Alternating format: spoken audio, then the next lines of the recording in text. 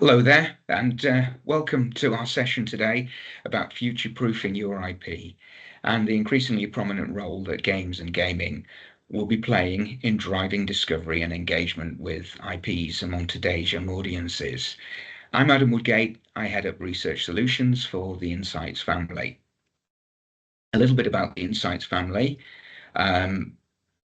We began in 2017, where we launched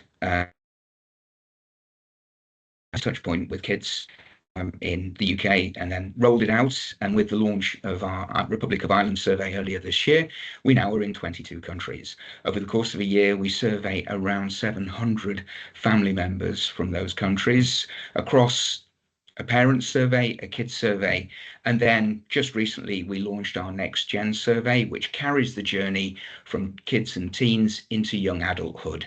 Currently, we're in the US, UK, France, Germany, and Italy. First, as we start today's presentation, I'd like to introduce you to today's kids audience. It's the touchscreen natives. So Gen A, Gen Alpha, Generation Glass, touchscreen natives, whatever you call them, that's what they are. They're kids who have been born since 2010. And as Matthew Ball, the former head of Amazon Studios, described them, they think differently because they're wired for interaction, for creation, to participation, and to be a click away from communicating with their friends, for shared experiences everywhere. These are the kids who expect and have never known a world without touchscreen, interactive, mobile on-demand entertainment. Nigeria, China, and India are the top countries of birth for this cohort. So a lot of the population growth is still in those parts of the world.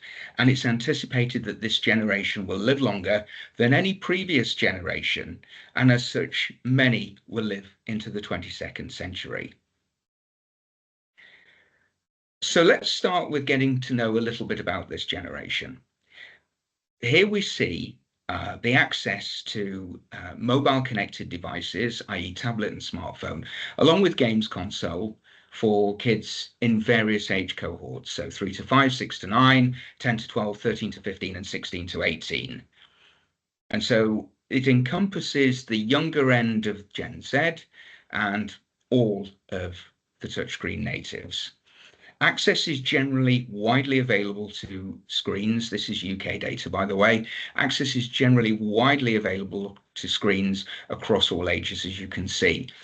Very high from an early age with tablet, but growing slowly but steadily amongst kids in terms of access to smartphones. So by the time we have 6 to 9, we're reaching half of 6 to 9-year-olds in the UK being able to access a smartphone, and that jumps rapidly as we get into preteen and into the teen years. No previous generation has been able to curate their own media lives in such a personal way as this generation.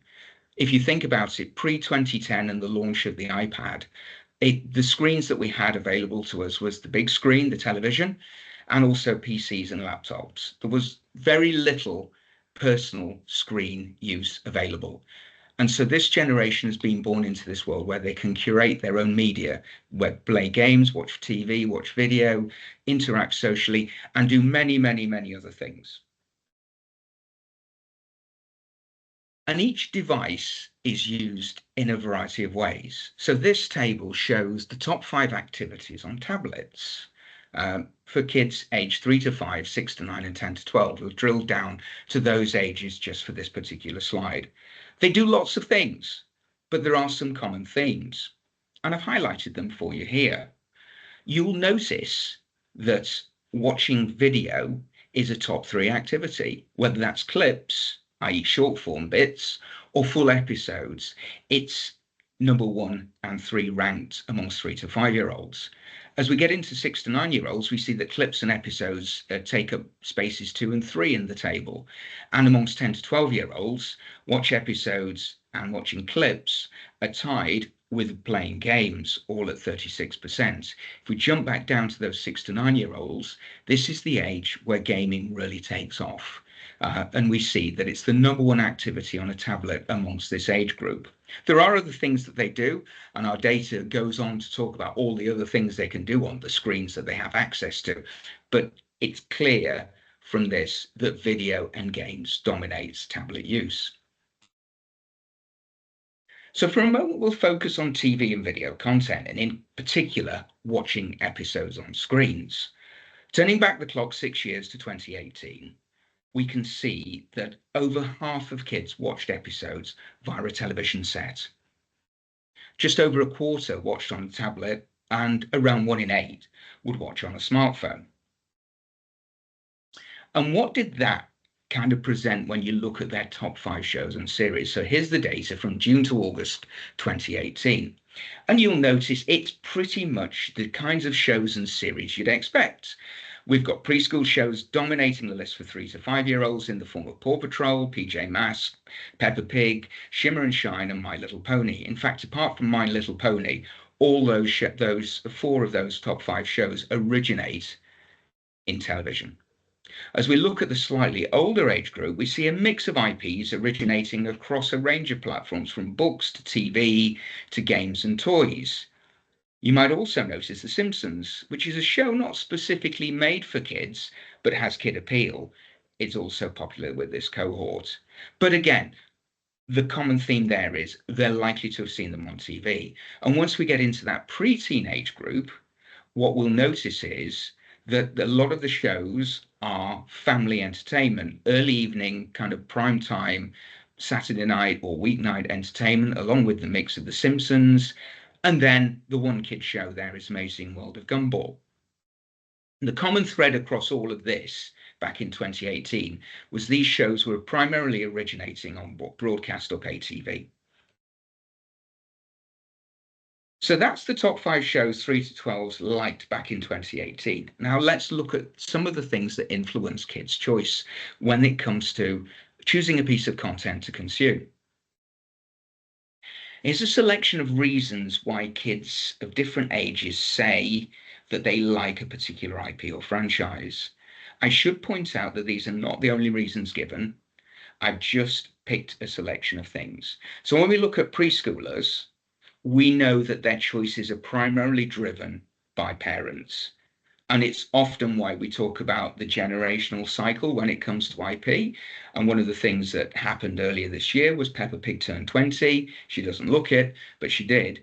And we've now got the generational cycle. So a 4, 5, 6-year-old that watched Peppa when it first launched in 2004 rather, is now 2024, and they're 20 years older and are probably coming to the time of their life where kids may be coming into their world. And so because they remember Peppa, it was perfect preschoolers in those days, they're going to reintroduce it. And we've got lots of examples of IPs that do that. SpongeBob, and then going back even further, the likes of Scooby-Doo. So that generational thing is really important. So having that parent-led conversation, especially for preschoolers, really important because they are the introducers of new brands. Once kids start school, parents start getting pushed aside. Any parent, I'm sure, will kind of know that, because kids develop friendship, and whilst they're in their early formative years in school, they're building relationships, they're building peer groups, finding kids of similar interests and passions. Very much the recommendation that playground schoolyard conversation is a hotbed of discovery. So 3 in 10 say that they choose a piece of content or choose to engage with a piece of content because their friends like it. And then when we move up to preteen, this is where pop culture, this is where the fact it's on everyone's lips is really important. And 1 in 4 quarters say that they start consuming a brand or IP because it's talked about by lots of people. So let's recap. If you remember back when I showed the 2018 data, I said 53% watch episodes on a TV, 28% watch episodes on a tablet, and 12% on a smartphone. 6 years on, for the same period, and we jump up to 57%, a marginal move of the number of kids watching on a television set. But where you see the real movement is that more kids now watch episodes on A tablet up 29% and up 67%, so up two-thirds on a smartphone compared to 2018. So more kids watching episodes on the devices that they're likely to control because they're watching in a very personal capacity. And what does that mean for the top five shows? So here we are. These are the top five shows series that we captured in our data for 3 to 5, 6 to 9s, and 10 to 12s. The top three shows amongst 3 to 5s include Pepper, Paw Patrol, Bluey. Bluey's an interesting one because it launched a lot earlier in Australia than it did anywhere else. It didn't arrive in the UK until April 21. And you can see the effect of kids being able to curate their own media lives in positions 4 and 5 amongst the 3 to 5-year-olds. We've got Coco Melon and Gabby's Dollhouse, both originating outside traditional TV, both originating on YouTube, although Gabby's Dollhouse did have a Netflix connection from the outset. But the point there is these are brands emerging from new, relatively, I mean, YouTube's been around a while, but a relatively new platform when you compare it to how long linear TV or broadcast TV has been around. Among 6 to 9-year-olds, you'll see Bluey takes the #1 spot and Paw Patrol at number 3. Paw Patrol is number 3. Now, what you see there is two, what you might class as preschool IPs. But one of the things I didn't talk about when I introduced you to the concept of the touchscreen natives is that as well as being the most device or mobile connected device connected generation, they're also the most disrupted generation post-war. If you think about it, they were born just after the banking crisis at the end of the 2008, 2007, that period. So that started. Then we got into a world where they've been learning about climate change. Then we get into COVID, which disrupts their education and their school lives for over a year and a half, depending on the country. We've got the ongoing post-COVID effects of cost of living crisis and then conflicts. And so this is a very disrupted generation. And it's impacted negatively on those formative years, which means safe and protected is kind of a priority for this generation now. And as such, what we find is that they're sticking with the familiar and comforting entertainment that they've kind of grown up with. So I always used to describe 6 to 9-year-olds, which the Americans refer to as middle grades. Other people would say is middle childhood. I call the middle kingdom. But either way, we used to say that that age group has 1 foot in preschool or 1 foot in adolescence. What I'm saying now is they've probably got more of a leg in preschool and maybe a few toes in adolescence because they're kind of sticking with that, just that comforting content that they feel reassured about. And this is content, and if you look at the rest of the list, The Simpsons, Pokemon, it's really content that we see, that kids are assured of, they're familiar with, and it doesn't ask them to take on risks that they're not prepared to take or in the mood to take on. And then let's look at preteens. The list looks quite different to the last one that I showed you because we've got Stranger Things at the top of the list, a show that originates on Netflix. But again, we see very familiar content making up the rest of the top 5. And obviously football, I presume that's live. It's just put in the respondents tell us it's football, so it could be highlight shows, it could be live football, but it's ranking second across kids of these ages. So more kids are curating their own media lives on mobile connected screens, and that can only mean one thing. And I can kind of have given the hint there, which is more brands are likely to emerge from the digital space. Talking Tom, or the Talking Tom Cat app, was originally launched in 2010 for iOS.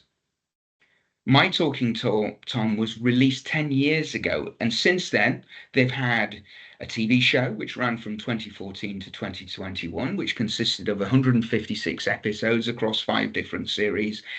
And just recently it was announced that a new series of this popular IP is on its way. That said, despite a big gap there in the IP's launch, and a launch that was only on iOS, and a series that ended production 3 years ago, we have growth year on year with preschoolers with the character. And a new series will only support more growth as a new younger audience comes in to find Talking Tom as a TV show, as an app, as a game, and so forth. Gabby's Dollhouse. Well, created by the same people who brought us Blue's Clues. It's a combination of live action and animation. It began in January 2021 and is available through Netflix. The lovely thing about this show is it plays to the fact that the audience wants to interact. And whilst it's a very basic level of interaction, leaving gaps so that kids can shout at the screen, it's perfect for this generation who want to get involved with their favorite IPs and not just sit back and watch. They want to participate as well. And Princess Zelda is a character in Nintendo's The Legend of Zelda video game, which was first released back in the 80s. The latest iteration of the franchise, The Legend of Zelda Echoes of Wisdom, was released on the 26th of September. And as one of the central characters in the series, she's appeared in most of the games. And as you can see, the popularity of the character is up massively year on year. So what we're seeing is, as kids get involved with more and more brands online, their popularity grows, and so begins the upward spiral. Now, this chart shows how kids are interacting with their favorite IPs, whether it's watching on YouTube, whether it's watching on streaming, playing as a video game, watching on standard. And when we say standard TV, think broadcast, scheduled, linear TV, or purchasing toys and games. 3 to 5 year olds are most likely to interact, or more likely rather, to interact with their favorite character through YouTube or via a streamer. More than a quarter of preschoolers played a game around a loved character. That's the 28%. So even at a young age, whilst the UI for a game at this age is more simple, ABCs, 1, 2, 3s, matching pairs, using a finger to trace so a character moves along the trace of the finger on the touchscreen, you have still got a generation who already from an early age is expecting interaction with their favorite brands. Now, when we look at the slightly older audiences, almost 2 in 5 6 to 9 year olds and 10 to 12 year olds interact with their favorite IP through a game, which is competitive with the numbers for YouTube, which is 42% among 6 to 9s and 37% among 10 to 12s. The figure drops to around 3 in 10 for 13 to 15s and 16 to 18s. So there's clear evidence that kids are engaging with their loved IPs in games to the extent that it's at similar levels to, especially with preteens, to YouTube and streaming. With tablets and smartphones facilitating kids' media lives, let's look at how interactive entertainment in the form of games is becoming more prominent. Earlier, I showed you the top 5 activities split by age. Here we have the proportion of 6 to 11-year-olds this time who play games on a tablet or smartphone. And for comparison, I've dropped in our US data for the same age group, 6 to 11-year-olds.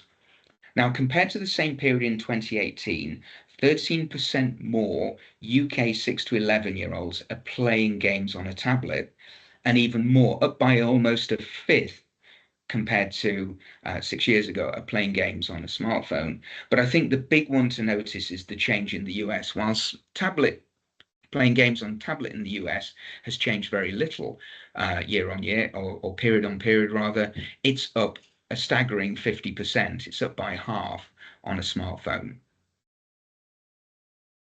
So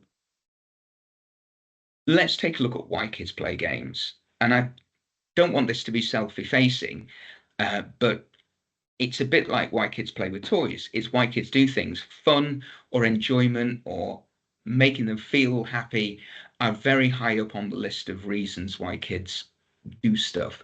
And in this case, playing video games across 3 to 15s is that they're fun. Almost 6 in 10 say that. Now, if we did this survey in the 80s, what you'd have probably found is the reason for playing games is also being at the top of leaderboards, winning coins or prizes or something. what we've seen games as they've become much more mainstream is this evolution into collaborative, social, particularly on the games platforms where they play together with friends, whether that's in the same room or online, and they play together with family. Always remember that kids, one of the few positives from a kid's perspective that came out of COVID was that for those families that were more at home, they got to spend more time with the family, which pre-COVID was always something kids complained about that they didn't get enough time with parents or family. COVID facilitated that, and playing games. Certainly, 1 in 5 kids say the reason they play is because it allows them to spend time with their family.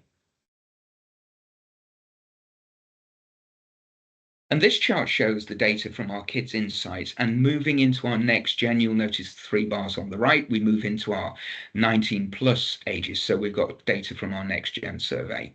And it shows the proportion of kids, teens, and young adults who play games and how often they play them. The majority of 10 to 15-year-olds play games at least once a day. And you can see that there, 56 and 59%. Almost half play games every day. That's half of 6 to 9-year-olds play games every day, which is the 49%. And daily gameplay from the age of 16 does drop. And from the chart, you can kind of see that peak gaming ages are between 6 to 9, 10 to 12, 13 to 15. So you'd say that the peak gamers are in that 6 to 9, right the way through to mid-teen spot. And the average time per day spent playing games ranges from around 1 hour among 3 to 5-year-olds, this is in the UK, with and almost an hour, 10 minutes with the same group in the US. So that's the 69 minutes towards the right-hand side of the chart. 10 to 12-year-olds spend around just under an hour 20 a day on average in the UK and almost an hour and a half in the US. So you can see the big, there's the more numbers of gamers in that pre-teenage group, but they're also spending more time doing it. And you'll notice on the right-hand side of the chart that the US audience tends to be more screen inclined than the UK audience. We see that a lot. Screen use is much higher in the US, and it tends to be based on the fact that US kids, particularly, are the earliest of early adopters. And if it can be done on the screen, they're going to do it more readily than, it happens, say, in the UK and then in other countries.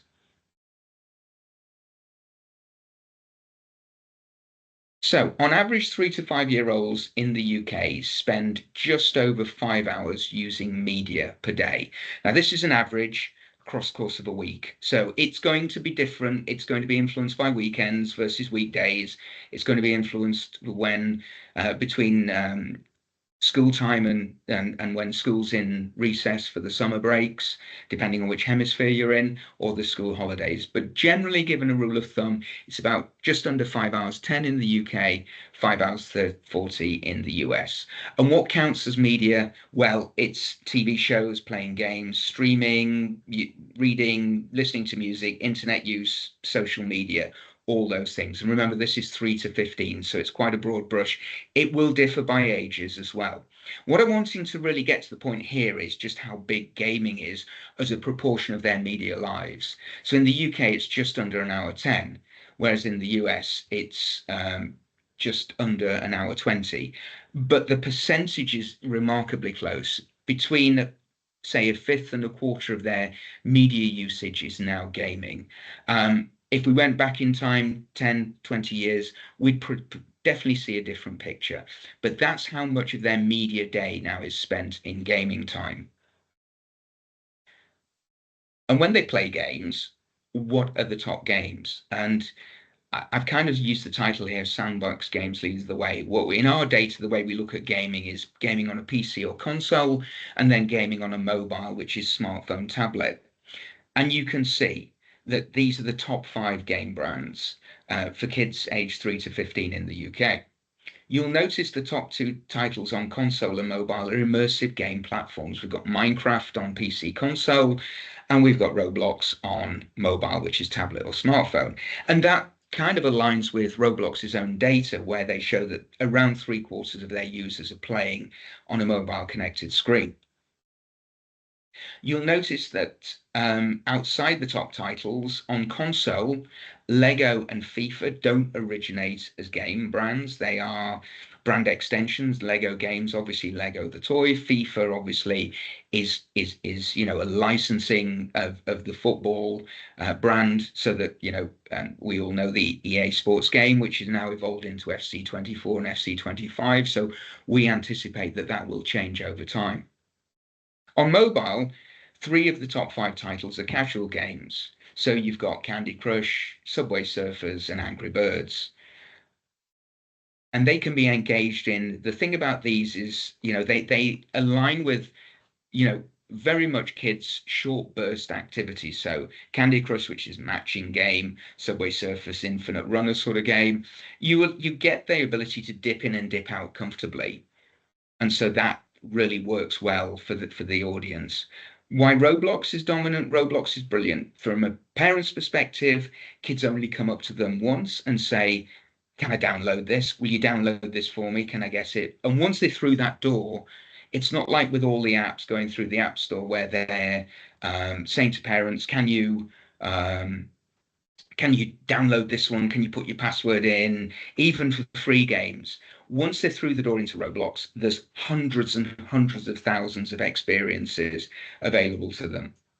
And the characteristics of these metaverse like, and I know that word is probably not as cool as it was back in 2020, but these sort of gaming platforms like Roblox and Minecraft is they're immersive, they're virtual, they're global, always on spaces where users can participate either in gaming. They could be a creator, you can make an hobby in Roblox, or just as a player storytelling. You can share and tell stories in Roblox, learning and teaching, shared experiences. If you think about the wonderful things that have been done both in Roblox and Fortnite. And I'm thinking of, Travis Scott concert in Fortnite, or the Grammys and the Brits after show in Roblox. These are shared experiences that, once upon a time were never available to the average, viewer, because they all took place, and certainly an after show party would take place behind after a show. But Roblox and also Fortnite, and to some extent Minecraft, these platforms are making this happen. So they're more than just an end product. They are a gaming platform where there's lots to be had in there. And of course, Roblox famous in COVID for having hosting birthday parties, and the recent announcement, with partnership with Etsy, which I'll come on to in a minute. So from our Parents Insights survey, we ask about parental spending on different bits of family expenditure. And we've just pulled out some numbers here for you in related to the gaming space. So we've got 3 years ago, June to August 2021, you can see spending on video games was £32. Spending on in-app purchase was averaging at £21. Flash forward kind of 3 years, and what we see that spending has jumped on video games by 44%, up to £46, and is up for the same period. Spending on games and in-game and in-app purchases has grown from £21 to £36, so it's skyrocketed by two-thirds. What does that tell us? Well, I think, now that I think I've this early slide showed that touchscreen natives are likely to be the children of millennials. And if we think about millennials, they kind of were growing up in a world where digital was starting to explode. Whilst it was nowhere near as connected a world as we have today, there was more access to PCs. PCs were in the workplace. There was certainly, at the early ages, a dial-up, connectivity to an internet. And whilst it wasn't fast or high-speed broadband, there was certainly this connectivity that they were seeing. So we've got a generation of parents who are much more inclined, because they grew up with digital, to understand that actually paying for something, you don't necessarily need the physical manifestation. So I think that is partly responsible, but also, the fact that kids are saying, actually, I would like to spend some of my allowance or my birthday present, as in game or in-app purchases. So we're seeing this kind of the gaming expenses, the gaming market becoming more lucrative. So where do games fit into a kid's entertainment ecosystem? And I'm going to focus on Roblox because I think that, it's very much, not a game in the sense of, asteroids or, a game like that I would have played when I was in my formative years. It's much more of a platform. If you think of how, platforms have been formed where there's more aspects to them. So when you think about games, what's happening is obviously, kids are now spending more time in platforms like Roblox, Fortnite, and Minecraft, and more kids are playing these games because they've all had a different tactic of attracting the audience. Fortnite played a very clever game, very similar to linear TV. It made it at the launch, it made it hard to get in. You had to register an email address, and then it told you were waiting, and eventually you would get access. They would send you an email to give you access, and there was the countdown and the playground chatter of, have you got your passcode yet? No, I have. Oh, well, I haven't got it yet. And so there's that anticipation. Then when you're playing and get knocked out, certainly the Battle Royale, you jump back into the lobby and a new game starting momentarily. Um, you know, there was the seasons which, that kind of had the feeling of cliffhanger endings like television, oh, what's going to be the next Fortnite world? And then on top of that, you got the big stunts where we have the black hole where Roblox disappeared into a black hole. So sorry, Fortnite disappeared into a black hole. So you've got this that you've got multiple facets about it that make these platforms more interesting. And I think Roblox is the one I'll focus on more because it's the most open. It's the one that's been doing this the longest. And although you've got Fortnite Creative now, and you've got Zepeto and other platforms doing this sandbox sort of approach where you can make and play, create and game and so forth. Roblox is the one that's kind of got there first and established it. And I think for Roblox as an environment, the reason we're seeing this, continued growth in audience and time spent is this process of, more players on the platform. When they're in there, they're spending a bit more time because, they can. And, as I said, they don't have to ask their parents to download another app, which means and we just show more money's being spent in the games. But also, guess what happens when more people are in a space? Advertisers suddenly pop along and say, we'd like to be part of this. And that then generates more revenue, either through advertising or actually in-game spending. And of course, then developers come into the game, and that means there's more games to play. And so that brings more players in because there's more choice. And so you get this lovely flywheel that just keeps going and spinning and spinning. And it's hard to get a flywheel moving, but once it gets momentum, it gets momentum. And here we see why kids tell us that they, specifically love Roblox. The top three reasons are it's fun. Well, gaming's fun, so there's an alignment there. The second reason is to hang out with friends. It's such an important thing. Kids are so social and they want to collaborate and cooperate and do stuff together. The internet has made it possible. And for a generation born into this world, the expectation is it's a given that they can hang out with their favorite IP on their favorite platform with their favorite people. And then on top of that, unlike maybe games in the past where it was all very competitive, there's an element of relaxation, which is I can play games to chill out. I can just play Candy Crush to chill out, or I can play, whatever. And so video games help them relax in Roblox. And there's lots of different games that have different kind of mechanics that allow and facilitate that. And then I suppose the question is, why do brands love Roblox? Well, and I suppose the first thing is, just in case anyone didn't see, I've pulled out the numbers. I'll read them to you from the second quarter Roblox statement. So average daily active users, 79.5 million. That's up 21% year on year. And hours engaged, up 24% year on year to 17.4 billion. It's big. And Roblox enables players to be creators. What we have seen is that they start in their middle childhood playing Roblox, and as they learn a bit of coding at school, maybe they start to build their own little lobbies and make little games in Roblox. And some go on to be Roblox creators, some just do it for fun and share with friends. And of course, as technology grows, what we see is, and we've spoken to kids, who will use AI to support this process. So maybe AI generates a background for their game in Midjourney or DALL-E or something. And so you've got the audience able to make and create and play. And then wider brands. So we saw the when I made the point a minute ago about advertisers chasing the audience that's in Roblox. Well, why do brands love Roblox? Well, we've already said, I've shown you the numbers. You've got a large engaged user base. The platform empowers users to facilitate user generated content. Roblox is a user generated content platform. I can build on there, I can make on there, I can create. I don't need to be that qualified to do it. I can do it. But of course, you can get professional studios to build you amazing experiences, and we'll come on to that in a second. And there's the opportunity for brands to create more than just a banner advert or a pre-roll. They can create integrated, immersive experiences, within the platform. And so, when it comes to what the opportunities are, I'll come on to that in a second for a brand.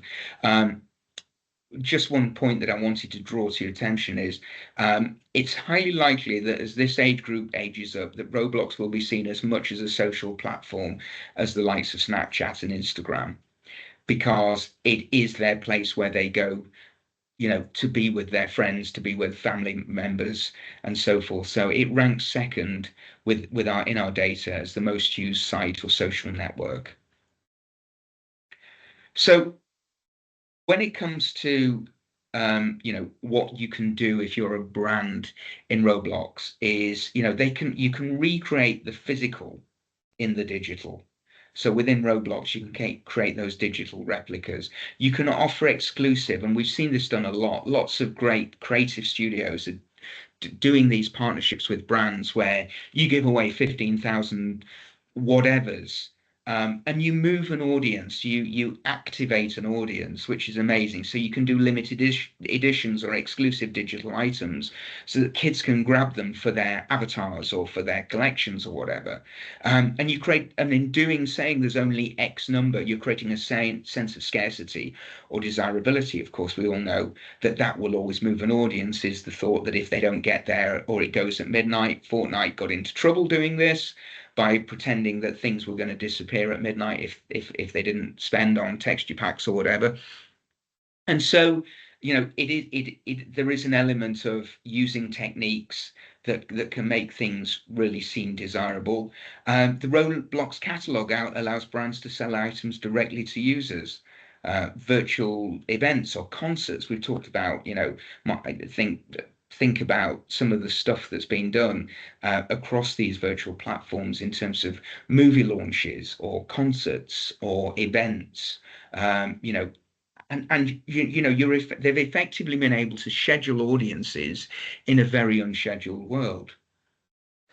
Roblox's recently announced collaboration with Shopify creates a seamless shopping experience where players are able to you kind of make in-platform purchases, creating immersive, engaging shopping experiences, and also allowing Shopify to enhance its brand within the Roblox world and to the Roblox audience. And I think the thing that is really interesting is when the biggest player in search, Google launched its Be Internet Awesome World in Roblox. It's the perfect way for, this search giant, this big tech giant, to get the attention of young people to promote digital literacy and online safety, very much in an environment and in a format that's relevant to touchscreen natives. And just going back to the point that I wanted to make earlier is what ways can brands have a presence on the platform? You can have the persistent presence. So if you think of the Nickverse or Nike Land, now these are big investments, but you can build these, own persistent presences within the platform and keep updating them, a bit like real world theme parks do. Something new arrives, so it keeps the audience interested. You can partner existing games. Here's an example of where Kickers, a big UK brand from the 80s owned by Pentland, sponsored an existing game and all of a sudden really got traction with an audience that had never really known the brand before, and that was partnering with an existing game. And there's always the opportunity to create pop-up integrations that are there for a period of time, and when they're gone, they're gone.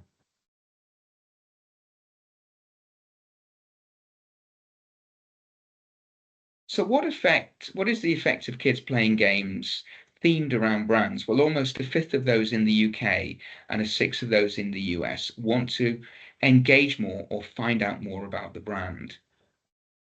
One in six 3 to 15-year-olds in the UK and nearly one in five in the US claim to like the brand even more than they did as a result of encountering a brand in gaming. Because it's not just an advert, it's an ability to play, immerse, and interact. And one in eight in the UK and a tenth of 3 to 15-year-olds in the US want to create things related to the brand as a result.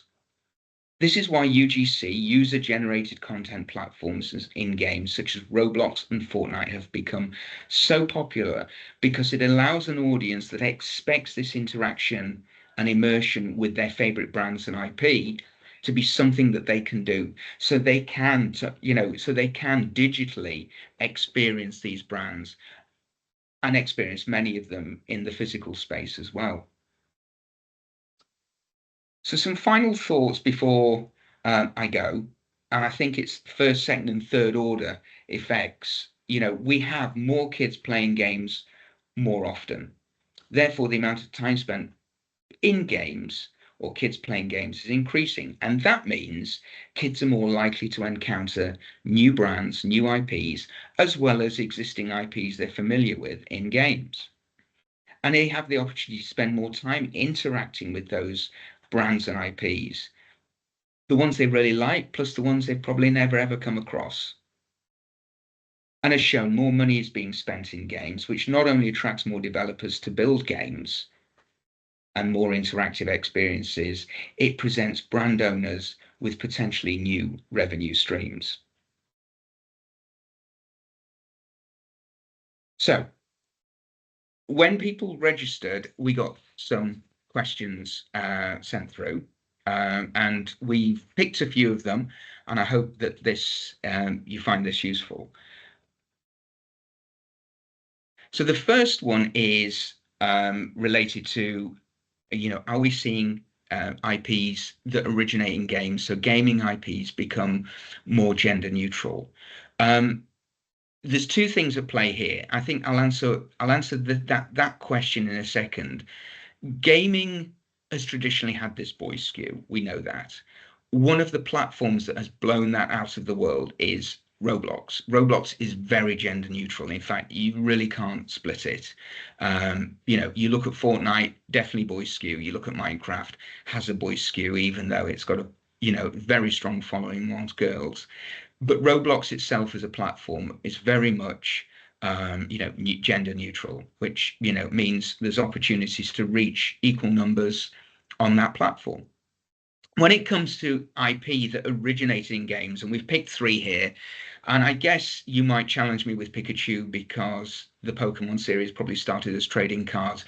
But when we talk to kids, kids generally associate Pokemon with the game more than they do the trading cards. Of course, it depends on the age, and it depends on how deep into the brand the audience is as to where they think it emerged. But certainly Mario and Sonic did originate in games, and they're heritage game brands now.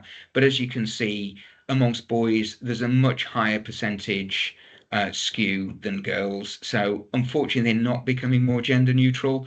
But there are experiences in games where, there isn't that, particularly games that support expression and creativity, they're much more likely to have a neutral or if not girl leaning balance. So I hope that answers that question. Do you have insights on edutainment IP experiences?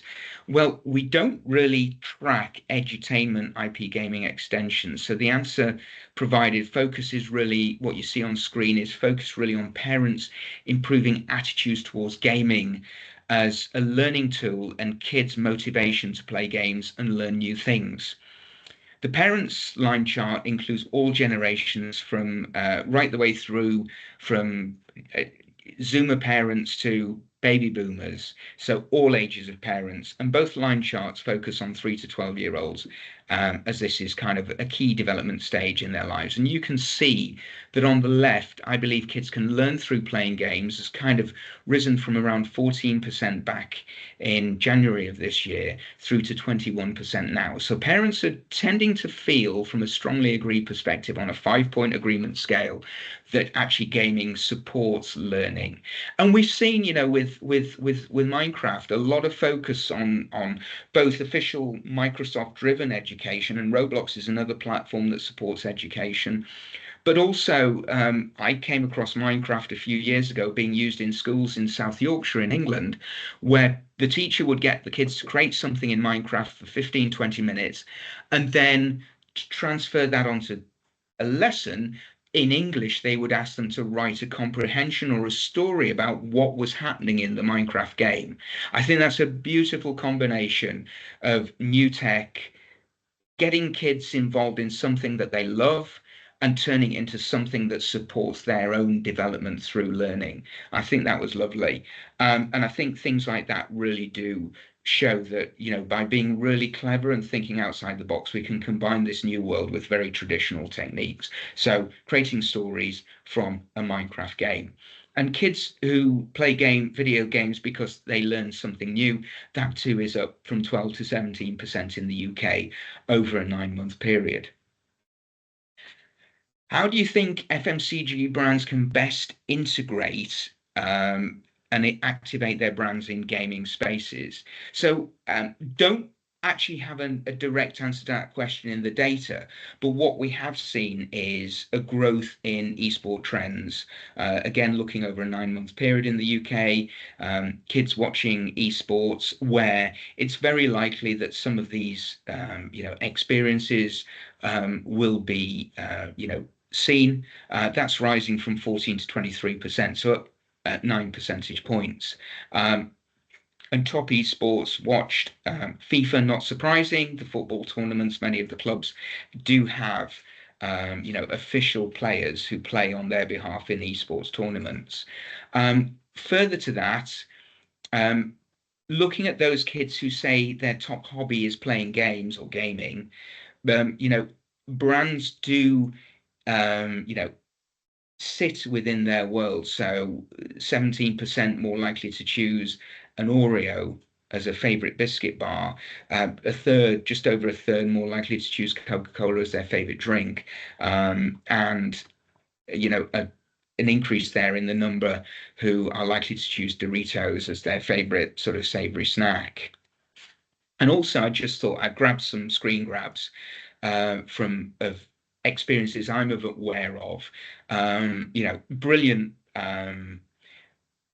Roblox integration with Dettel. How, think Dettel and kids in Latin America, and what Dettel wanted to do obviously was encourage but hygiene. So they built a wonderful little experience in Roblox where they presented 7 key things about good hygiene at the start. Then the players played the experience, and at the end of it, the players were asked to recall as many of those 7 things as they could. Amazing recall and retention on that was found, which was brilliant. That the experience, so you could present certain things at the front and play a little experience and then come out of it and ask to name as many of those as you could. Amazing retention from a little, an experience built in Roblox from a brand that probably kids don't care about. You've also got Sunsilk in there, which is a Unilever brand, L'Oreal. These brands are seeing real opportunities to integrate and interact with new audiences in the space. So I think FMCG has a lot of opportunity, even ones that perhaps aren't the most fun things if you think of Dettol. aren't the most fun thing for a kid to interact with. You can create fun. The mechanic, the imagination, you can create fun. So I think that's something that Roblox certainly, but Fortnite, Zepeto, and the other platforms are also opportunities to do. And of course, just going back to that slide from before, you can do the persistent world, you can do the pop-up experience, you can sponsor existing games through that. Digital fatigue, I think this is interesting. It's a mixed question. You could say digital fatigue, there is evidence of it. Think of the kind of the upsurge for a while in the dumb phone, i.e. so that people could leave their smartphone at home and just have one that you can ring and text on, just so that they are getting away from the emails and the internet and all the other nonsense that their notifications that they're getting. So there's a possibility, but I think the probability is that digital facilitates so much of their lives. Even parents during COVID realized how the good side of screens, keeping in touch with grandma, doing school lessons, completing assignments, having a laugh, being with friends. So the screen and digital actually did keep us together. So I think there's a strong possibility that, you know, um, there might be fatigue. Parents did realize, just as they were, after the 10th Zoom call that day, the parents that were working from home and weren't, in a job where they had to be there in person, the fatigue is there. Screen fatigue could happen. Whether it's digital fatigue, I'm not sure. And certainly, if we go back to some of our data points here, liking a brand more as a result of, over this time period, between comparing January and September of this year, we see an almost two-fifths increase in the number of kids who say they like a brand more that comes across in an online space. And then when you, again, just to reiterate what you perhaps saw a few slides ago, just the popularity of Roblox on on the mobile devices, and Minecraft on the PC and console devices. So I think, in terms of fatigue, it's possible, but I think that because this generation goes to their screen first, and they facilitate their lives, so much of their lives through these screens, I think that it won't be fatigue as probably older generations know it, and that's my hunch. Okay. Well, I really appreciate you joining me. And I really appreciate your time today. I hope you found it interesting and useful. I'd just like to draw your attention right now on screen. As I mentioned in passing, I didn't dwell on too long, and I did show just one set of data points from our new Next Gen survey, which launched, as I said, in 6 countries this year. We will be rolling out further in time. This report covers 3 to 30-year-olds. So it's all across our kids and next gen surveys. And we're looking at really how fandom, media consumption, gaming influences audiences. It's a free report. Please, scan the QR code on your screen. Do download it, and I hope you enjoy reading it. We spent a lot of time. It was really interesting putting it together, and a lot of the team here at the Insights family were involved in the production. And I think it's a really interesting read if you're working in the kids and young adult space. So do, as I say, scan the QR code, and do please download that. It's free. As I say, thank you for your time. If you do have any questions, if any questions have come up in chat, we'll get onto them, and we'll come back to you directly. As I say, appreciate your time. Have a wonderful day, and thank you.